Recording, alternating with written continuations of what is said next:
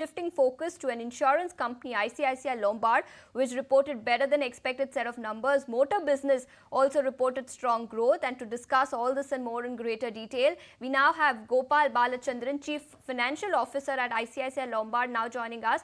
Thank you so much for taking your time out. And this quarter numbers were very strong for your business, with operating ratio going down to about 102.7%. And this was largely driven by loss ratios. Will the fall in loss ratios sustain going forward in the next couple of quarters?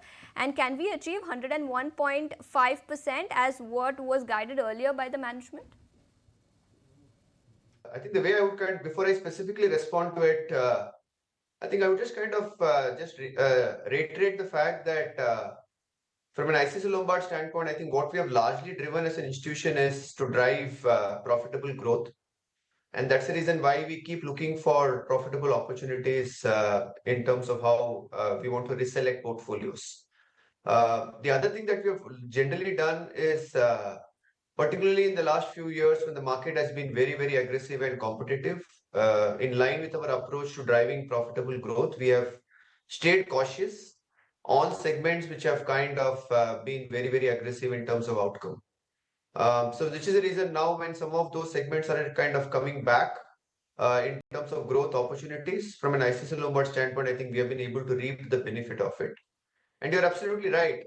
I think in general, I think what we have been able to see is obviously an improvement in our overall combined ratio numbers. But again, just when you look at it on a quarter 3 to quarter 3 in terms of trailing quarters of last year, the other thing that you have to keep in mind is quarter 3 of last year did have some impact of catastrophic claims. So if I were to exclude the impact of those catastrophic claims in Q3 last year, the combined was roughly at about 102.3. If you look at the current year quarter 3, the reported combined is about 102.7. But of course, this includes the impact of the change in regulations, which kind of prescribed on a 1/n prescription. So if I were to look at it on a BAU basis, the combined ratio would have been largely maintained. And that's the trajectory that we want to take. From here on, as I said, I think the growth prospects looks quite promising. And therefore, the approach of our combined to continue to see a decline is something that we are kind of largely focusing on. The operating ratio to decline downwards, but if you can give us a number with respect to guidance, 101.5% for FY25, is it still achievable? So again, if you recollect, I think this is something that we had spoken in at the beginning of the year, where looking at how the market momentum is where we had kind of talked about accelerating the earlier quarter 4 combined that we had thought about ending at 102, we said we'll be able to accelerate it by another 50 basis points to 101.5. So to that extent, you're absolutely right. But I think again, you have to look at it in the context of how the market is played out. So for example, we have the industry combined ratios, which is 1 quarter trailing. There, if you look at it, the half yearly numbers for the industry combined is actually worsened. It was 111% in H1 of last year. It has inched up to about 113% in H1 of the current year. So we always maintain that our movement of combined will be obviously in the context of how the market moves. And hence, we will obviously kind of wait for how the market responds. I mean, maybe in the next couple of weeks, we will also have the industry numbers of quarter 3. From there on, I think we will obviously be able to see whether we are able to get to that 101.5% or not. But as we speak, I think the trajectory looks very, very positive, as I had mentioned, whether it's in terms of growth, whether it's in terms of our profitability outcome. And if the industry responds in line with expectations, there is no reason for us to not meet the combined of 101.5. I think the only caveat that I would put is these days there are a lot of climate change related events. And hence, there have been unprecedented increase in catastrophic events. So if something to that extent happens in quarter 4, it will obviously impact the industry at large, and it will impact us as well. So if we keep that aside, I think pretty much the trajectory looks promising. Outlook is quite positive, and 101.5% is the guidance, and you're maintaining their guidance. But another segment, motor segment, it aided growth for the business in the quarter gone by. This was largely aided by festive season. But is this sustainable? What's the outlook when it comes to motor segment going forward? So again, if you look at our thought process, which is why I kind of started off, I said that in the last 2-3 years, certain segments were very aggressive. Motor was one of them. And in fact, in those times, we actually let go of market share for almost about 2-3 years. But now I think we have been able to kind of recoup some of our lost market share. As we speak, ICICI Lombard for motor stands at a market share of roughly about slightly more than 11% plus.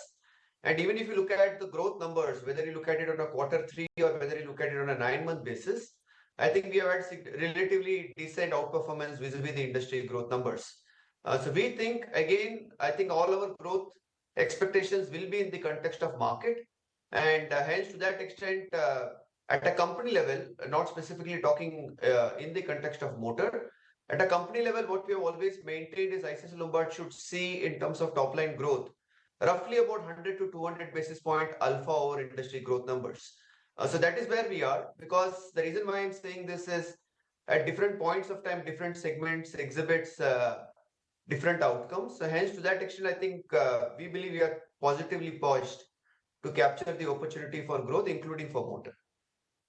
So the outlook as far as motor segment is concerned is also very positive, but when it comes to return on equity, it has reached 20% level in the third quarter, higher than what the management had guided for earlier. Will it be fair to assume return on equity will remain in the upper band of the guidance of 16 to 18%?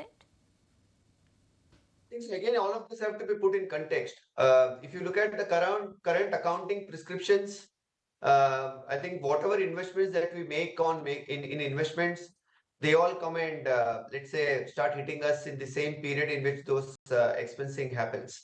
But at the same time, equally in this particular quarter and thereon, what you will also experience is the impact of the change in guidelines that I spoke about, particularly for long-term policies, where the prescription is to amortize or recognize the revenues and the costs over a period of time. So hence, to that extent, that will also have a factor insofar as the ROE outcomes are concerned. And that's the reason why we kind of spoke about more ideally beyond looking at a particular quarter and more in terms of medium to long term. And there, I think the range that we are comfortable is in that range of 16 to 18% and more towards the higher end of the range. And going forward, if further, as I kind of talked about earlier, if the combined ratios were to see a trajectory of improvement, then maybe we will also be able to improve the ROEs. But largely, we stand committed in terms of the range that I kind of talked about and pretty much on track to kind of make it happen. Committed to achieving the guidance. That's the word coming in. Mr. Balachandran, thank you so much for taking your time out and helping us understand what the outlook is for the business going forward. If you like this video, then like, share and subscribe to ET Now.